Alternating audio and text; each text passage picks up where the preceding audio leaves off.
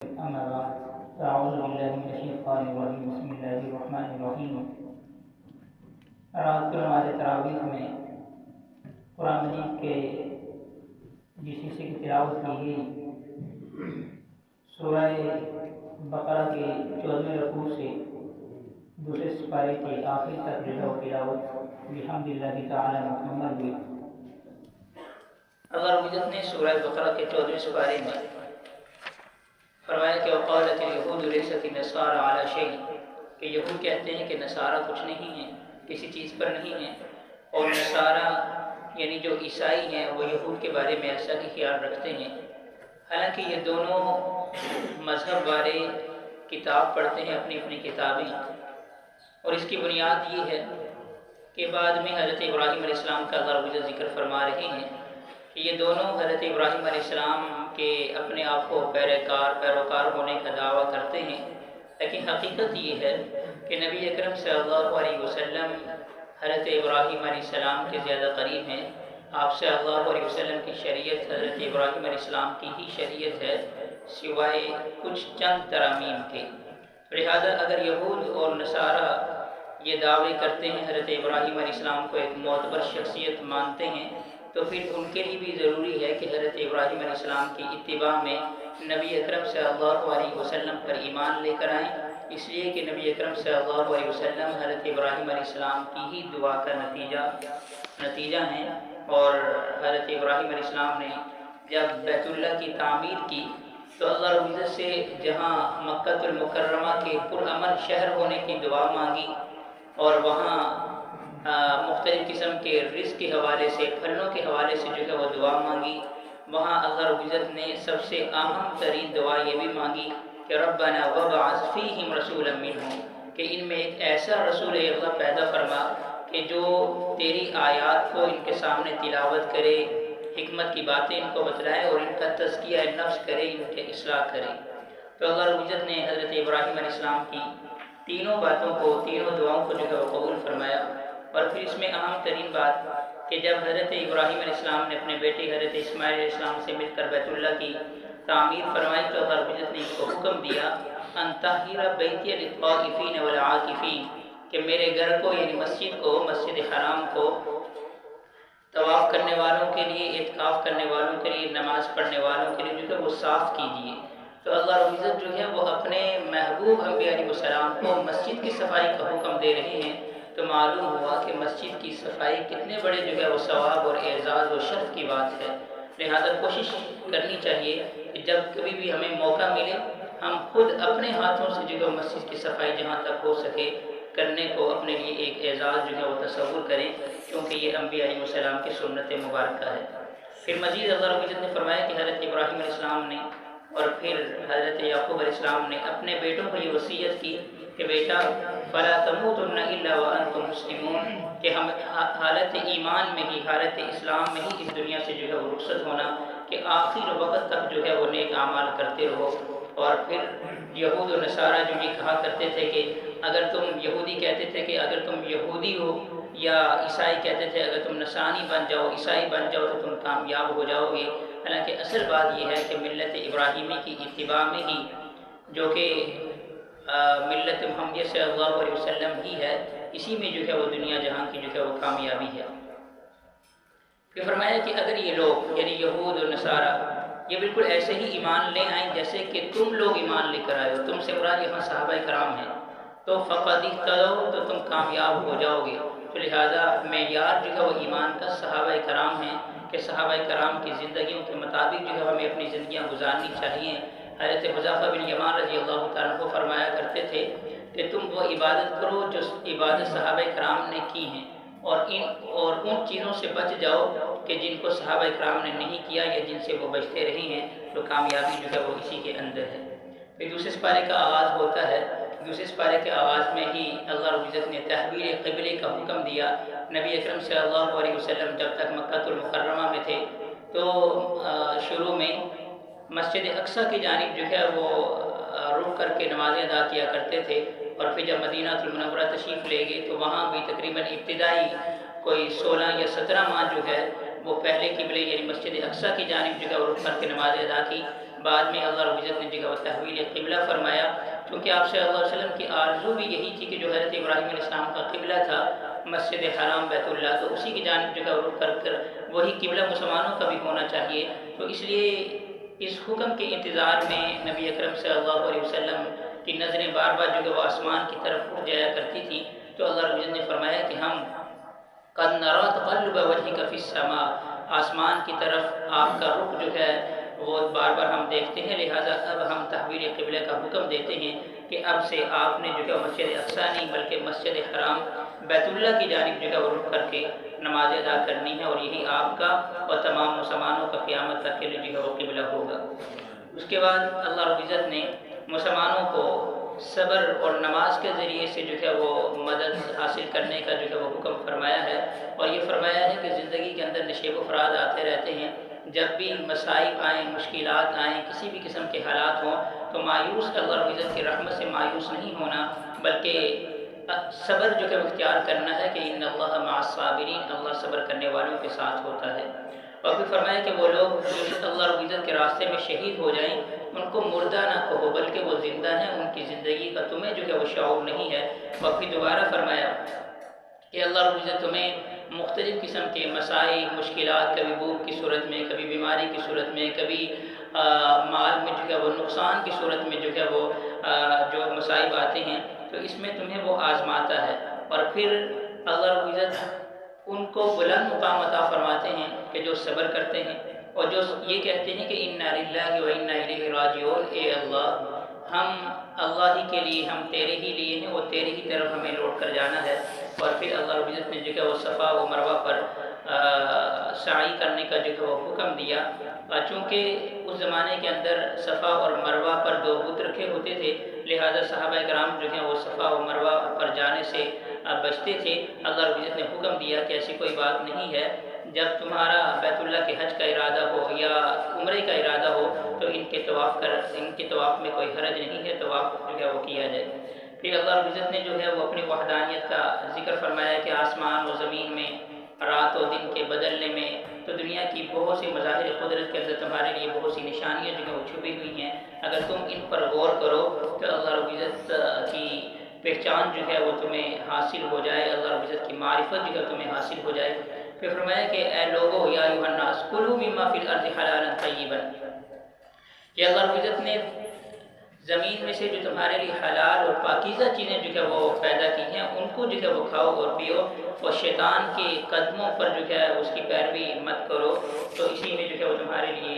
کامیابی ہے۔ تو پھر فرمایا کہ کچھ چیزیں ایسی ہیں جن کو اللہ رب العزت نے تمہارے لیے حرام قرار دیا ہے، جیسے مردار ہے کہ وہ جانور جس کو شرعی طریقے سے جو ہے وہ ذبح نہ کیا جائے، یا خون ہے، خون کا استعمال بھی جو ہے وہ حرام ہے۔ خنزیر کو خاص طور پہ جو ہے وہ ذکر کیا ہے کیونکہ وہ نجس العین ہے۔ اسی طرح ہر وہ جانور جس کو غیر اللہ کے نام پر جو ہے وہ قربان کیا گیا ہو وہ بھی تمہارے لیے حرام ہے، اور ہر وہ چیز تمہارے لیے حرام ہے کہ جس کو اللہ کے علاوہ کسی اور کے نام پر جو ہے وہ دیا جا رہا ہو، تو اس لیے یہ سمجھنا چاہیے کہ نظر اور نیاز صرف اللہ رب العزت کے لیے ہے۔ ہاں اگر کوئی اضطراری حالت ہو، مجبوری ہو اور حرام کے استعمال کے علاوہ کوئی بھی چارہ نہ ہو تو صرف اتنے ہی استعمال کی اجازت ہے کہ جس سے زندگی جو ہے وہ بچائی جا سکے، اور وہ بھی اللہ سے ڈرتے ہوئے۔ اس کے بعد اللہ رب العزت نے سورہ بقرہ کی آیت نمبر 177 میں جو ہے وہ ایسے عقائد کا ذکر فرمایا ہے کہ اللہ کے اوپر ایمان لے کر آؤ، یوم آخرت پر، ملائکہ پر، اللہ کی کتابوں پر، اللہ کے نبیوں پر ایمان لے کر آؤ، تمام کے تمام انبیاء علیہ السلام پر۔ اور پھر اس کے بعد جو ہے وہ کچھ حقوق کے حوالے سے فرمایا ہے کہ اپنے قریبی رشتہ دار ہوں، یتیم ہیں، مساکین، غریب، مسافر وغیرہ ہیں، مانگنے والے ہیں، اور اسی طرح قیدی ہیں، غلام ہیں، ان کے حقوق جو ہے وہ ادا کرو، اور اگر تمہارے پاس وسعت ہے تو صدقہ و خیرات کیا کرو، نماز قائم کرو، زکوٰۃ ادا کرو، اور وعدہ کرو تو اس کو پورا کرو، اور مسائل میں جو ہے وہ صبر اختیار کرو، اور اللہ کے لیے وہ صدقہ دو، یہی لوگ جو ہے متقی ہیں۔ اور پھر فرمایا کہ اگر کوئی کسی کو قتل کرتا ہے تو اس کے مقابلے میں قاتل کو جو ہے وہ قصاصاً قتل کیا جائے گا، اور اس میں کسی قسم کی جو ہے وہ کوئی اس طرح کی رعایت نہیں ہوگی کہ امیر ہے اس کو چھوڑ دیا جائے، غریب ہے تو اس کو سزا دی جائے، بلکہ ہر طرح کے لوگ جو ہے اس میں برابر ہوں گے۔ ہاں اگر قاتل کے ورثہ مقتول کے ورثہ جو ہیں وہ قاتل کو معاف کر دیں، بدلہ نہ لیں، قصاص نہ لیں، تو ایسی صورت میں جو ہے وہ معافی ہو جائے گی۔ اگر وہ چاہیں تو دیت کا مطالبہ کر سکتے ہیں، دیت لے سکتے ہیں۔ اور پھر فرمایا کہ قصاص میں، قاتل سے قصاص لینے میں جو ہے وہ تمہارے لیے زندگی ہے کہ دوسرے لوگوں کو جو ہے اس سے عبرت ہو جائے گی اور وہ لوگ اس قسم کے جرائم سے جو ہے وہ توبہ کر لیں گے۔ اور پھر فرمایا کہ جو شخص قریب المرگ ہوں ان کو چاہیے کہ وہ وصیت کر لیا کریں، اپنے جو اولاد ہے، رشتہ دار ہیں، ان کو حق بات کے بارے میں جو ہے وہ نصیحت کر دیا کریں۔ اور پھر اللہ رب العزت نے جو ہے وہ روزوں کے بارے میں حکم دیا، یا ایھا الذین آمنوا کتب علیکم الصیام، اے لوگو، اے ایمان والو، تم پر جو ہے وہ روزے لکھ دیے گئے ہیں، یعنی فرض کر دیے گئے ہیں، جیسے کہ تم سے پہلے لوگوں پر روزے فرض کیے گئے تھے۔ مقصد کیا ہے روزوں کا؟ لعلکم تتقون، تاکہ تم تقوی اختیار کرو۔ اب تقوی یعنی اللہ سے ڈرنا صرف یہی نہیں ہے کہ ہم نماز پڑھیں، روزہ رکھیں، قرآن مجید کی تلاوت کریں، بلکہ ہمارے معاملات بھی جو ہے وہ صحیح ہونے چاہیے۔ تو ایسی ہی صورت میں جو ہے وہ کامل طور پر ہم اللہ سے ڈرنے والے ہوں گے، ہمارے دلوں کے اندر جو ہے اللہ رب العزت کی خشیت جو ہے وہ پیدا ہوگی۔ اور پھر فرمایا کہ یہ جو روزے ہیں یہ پورا سال نہیں ہے، گنتی کے کچھ ہی دن ہیں، ایک ماہ روزے رکھنا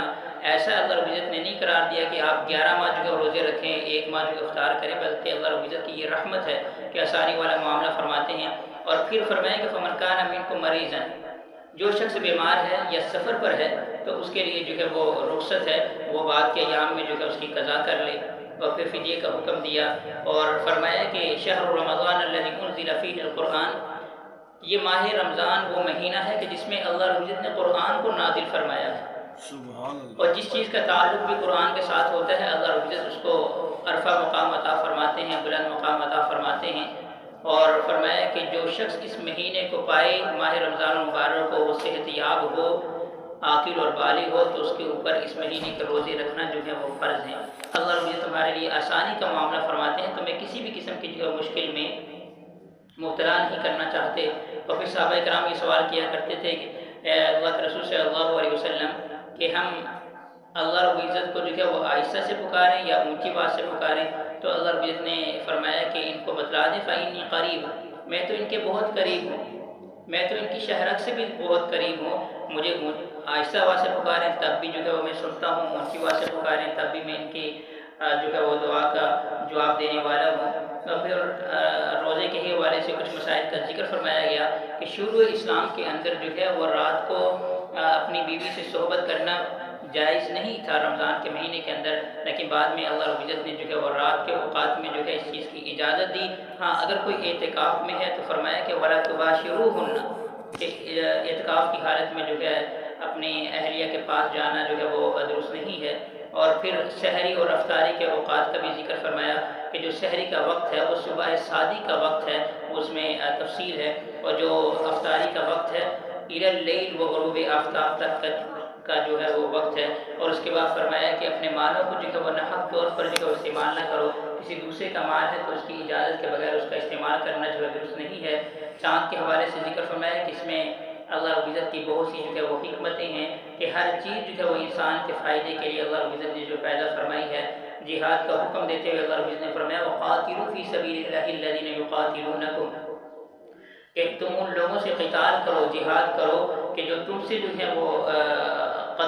قتال کرنے، لڑائی کرنے پر جو ہے وہ تلے ہوئے ہیں۔ اور پھر اس کے بعد اللہ رب العزت نے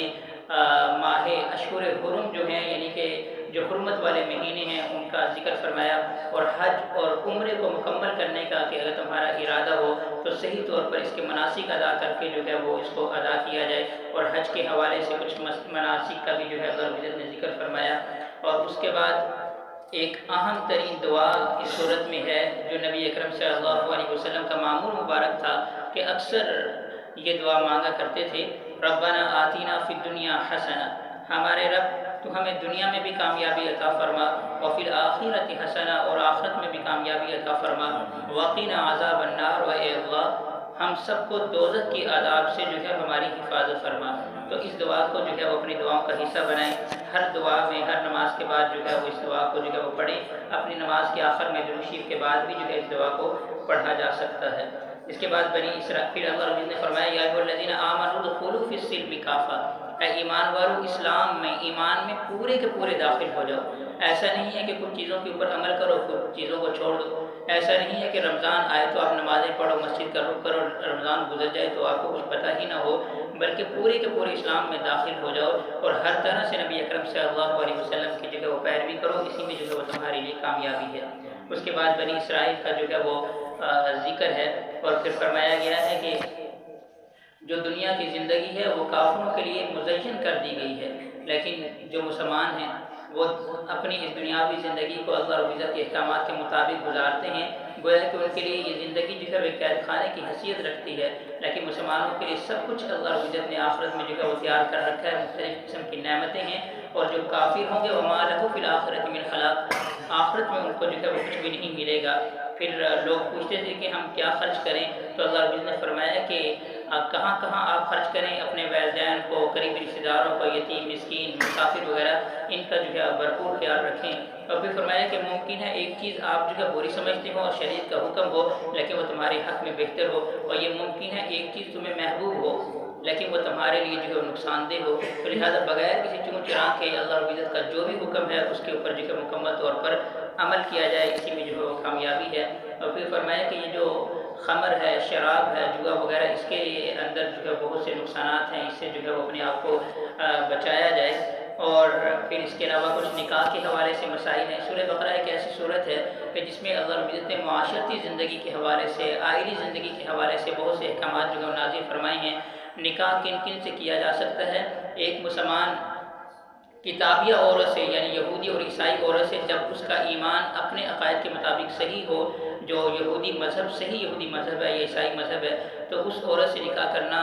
جائز ہے، لیکن اس سے بہتر یہ ہے کہ ایک مسلمان مرد جو ہے وہ مسلمان عورت سے ہی جو ہے وہ نکاح کرے۔ اور پھر اس کے علاوہ دیگر آئلی قوانین کا ذکر فرمایا کہ اگر کوئی شخص یہ قسم کھا لے کہ میں اپنی بیوی کے پاس جو ہے وہ تربص 4 اشہر 4 مہینے تک نہیں جاؤں گا، اب 4 مہینے گزر جائیں گے تو اس کی بیوی کو جو ہے وہ طلاق واقع ہو جائے گی۔ اس کو الا کہتے ہیں، اس کو اچھی طرح سے جو ہے وہ سمجھنے کی ضرورت ہے۔ اور اگر وہ 4 مہینے سے پہلے اپنی بیوی کے پاس چلا جاتا ہے تو اپنی قسم میں وہ حانث ہو جائے گا، اس کو جو ہے کفارہ دینا پڑے گا، لیکن اگر 4 مہینے گزر جاتے ہیں وہ نہیں جاتا تو خود بخود جو ہے وہ طلاق واقع ہو جائے گی۔ اور پھر اس کے علاوہ جو ہے وہ عدت کا ذکر کیا گیا کہ عدتیں عورت کی جو ہے وہ 2 طرح سے ہوتی ہے۔ ایک عورت جو مطلقہ ہے، جس کو طلاق ملی ہے، تو اس کی عدت جو ہے وہ 3 قروء، 3 جو ہے وہ پیریڈ ہیں، 3 مینسز کے ایام ہیں، حیض کے 3 حیض گزرنے کے بعد جو ہے اس کی عدت ختم ہو جاتی ہے۔ اور جس عورت کا جو ہے وہ شوہر انتقال کر جائے، اس کی عدت کے حوالے سے ذکر فرمایا کہ تربصن بانفسہن 4 اشہر و10، اس کی عدت جو ہے وہ 4 ماہ اور 10 دن، یہ عرصہ جو ہے اس کی عدت کا ہے۔ پھر طلاق کے حوالے سے ذکر فرمایا کہ جو طلاق صریح ہے، یعنی صریح الفاظ کے ساتھ اگر کوئی اپنی بیوی کو طلاق دیتا ہے، پہلے تو طلاق کی مذمت ذکر کی گئی ہے کہ اللہ رب العزت کے نزدیک سب سے حلال چیزوں میں سے سب سے ناپسندیدہ چیز جو ہے وہ طلاق ہے، اور مختلف طرح سے جو ہے وہ اپنی بیوی کے ساتھ نبھانے کی جو ہے پوری طرح سے ترغیب دی گئی ہے، لیکن اگر نبھا نہ ہو سکے اور آخری حل جو ہے وہ طلاق ہی ہو، تو ایسی صورت میں 1 یا 2 طلاقیں صریحہ دی جائیں۔ اور پھر یہ جو 2 طلاقیں ہیں، اس میں اجازت ہے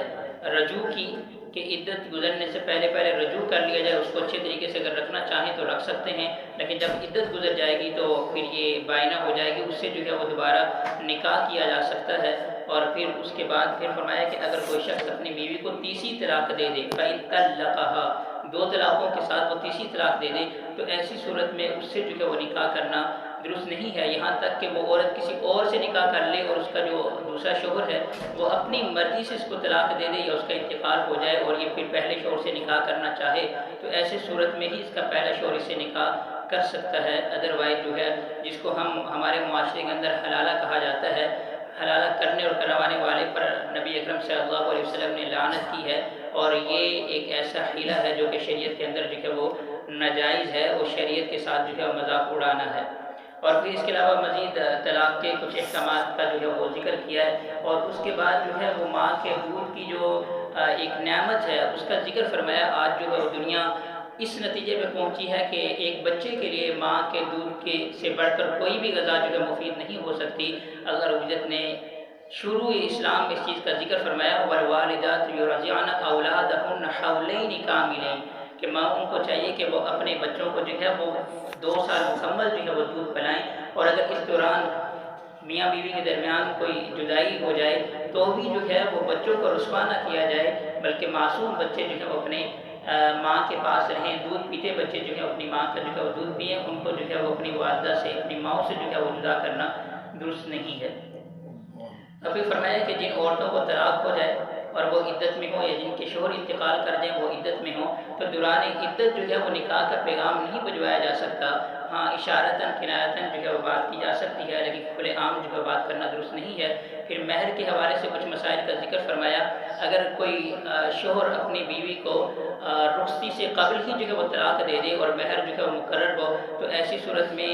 آدھا مہر جو ہے وہ ادا کرنا ہوتا ہے، لیکن اگر مہر مقرر ہی نہ کیا جائے تو ایسی صورت میں مہر پھر بھی ادا کرنا ہوتا ہے، لیکن یہاں رخصتی نہیں ہوئی تو لہٰذا ایک جوڑا جو ہے، ایک اچھا سوٹ جو ہے وہ دے کر اچھی طرح سے اس کو رخصت کرنا چاہیے اگر طلاق کی نوبت آ جائے۔ اس طرح مہر کے دیگر بھی احکامات ذکر کیے ہیں۔ اور پھر فرمایا کہ اپنی نمازوں کی جو حفاظت کرو، نمازوں کو اہتمام کے ساتھ ادا کرو۔ بالخصوص صلاۃ وسطیٰ جو ہے عصر یا فجر کی نماز کا یا عشاء کی نماز کا جو ہے اچھی طرح سے خیال رکھو، کیونکہ ان نمازوں کے اندر زیادہ تر لوگ جو ہے وہ سستی کرتے ہیں، کیونکہ اوقات ہی ایسے ہوتے ہیں۔ اور اس کے بعد اللہ رب العزت نے جہاد کا ذکر فرمایا، وقاتلوا فی سبیل اللہ، کہ اللہ رب العزت کے راستے میں جب بھی موقع آئے تو جہاد کرو، اپنا سب کچھ جو ہے وہ اللہ رب العزت کے لیے جو ہے وہ قربان کر دو۔ پھر صدقہ و خیرات کی بھی ترغیب دی گئی ہے کہ جو بھی تم خرچ کرو گے تم اس کو اللہ رب العزت کے ہاں جو ہے وہ پالو گے۔ اس کے بعد بنی اسرائیل کا ایک آخر میں جو ہے ایک واقعہ ہے کہ بنی اسرائیل نے اپنے اس وقت کے نبی سے کہا کہ ہمارے لیے کوئی حکمران جو ہے مقرر کر دیں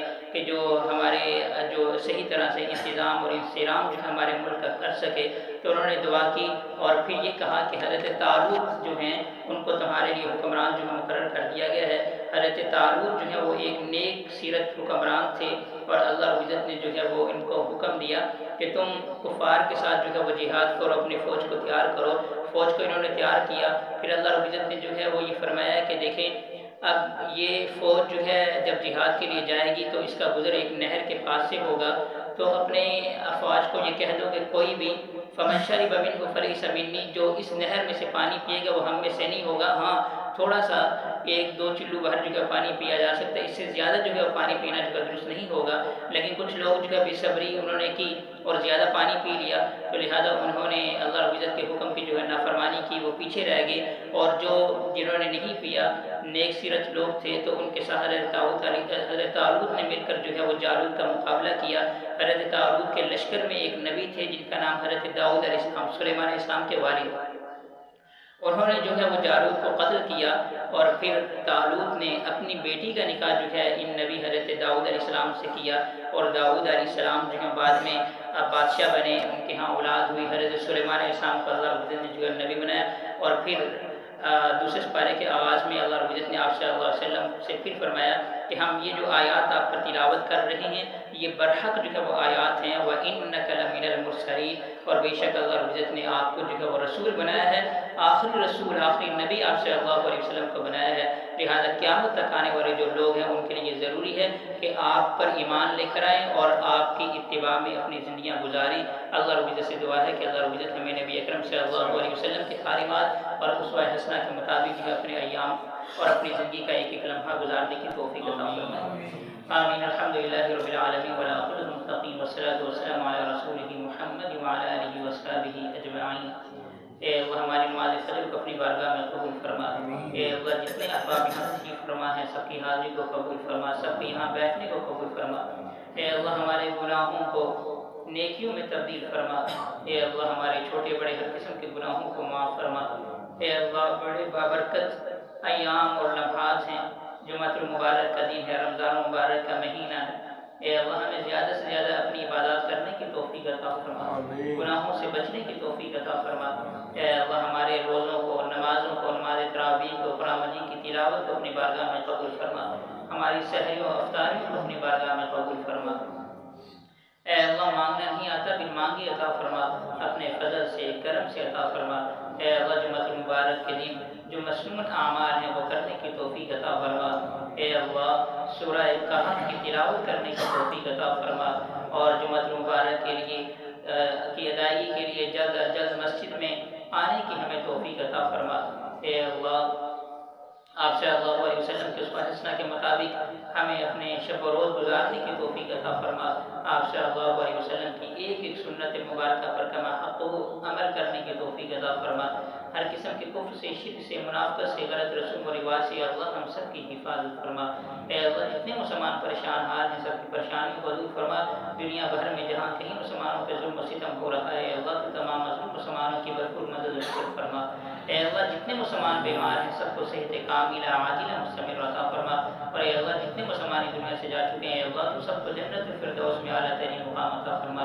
ہمارے ایک نمازی ہیں جناب سرفراز صاحب، ان کی ہمشیرہ کا گزشتہ دنوں انتقال ہوا، دعا فرمائے کہ اللہ رب العزت ان کو جنت الفردوس میں اعلیٰ ترین مقام عطا فرمائے۔ اور اسی طرح ہمارے اعزاء قربا میں سے اللہ جو لوگ مجھے پیارے ہو چکے ہیں اللہ تو سب کو جنت الفردوس میں اعلیٰ ترین مقام عطا فرما، سب کی قبروں کو نور سے منور فرما، تحت نگاہ کشادہ فرما۔ اے اللہ تو ہمیں بھی صحیح معنی میں آخرت کی تیاری کرنے کی توفیق عطا فرما۔ اے اللہ حاضرین مجلس میں سے جس کے دل میں جو بھی نیک خواہش اور آرزو ہے اللہ تو اس کو پورا فرما۔ اے اللہ سب کے رنج اور غموں کو تو راحت و مسرت و خوشیوں میں تبدیل فرما۔ بہت سے احباب نے دعاؤں کے لیے کہا ہے، چاہ رہے ہیں، اے اللہ سب کی دعاؤں کو اپنی بارگاہ میں قبول فرما۔ اے اللہ سب کی جائز حاجات کو پورا فرما، مشکلات کو آسان فرما۔ اے اللہ اس مسجد کے جو معاونین، مخلصین، خدمت گزار نمازی ہیں اے اللہ تو سب کے جان و مال میں برکتیں عطا فرما، سب کو جزائے خیر عطا فرما۔ اے اللہ جب تک ہم زندہ رہیں دین اسلام پہ استقامت نصیب فرما، اور مرتے وقت گرد زباں ہو لا الہ الا اللہ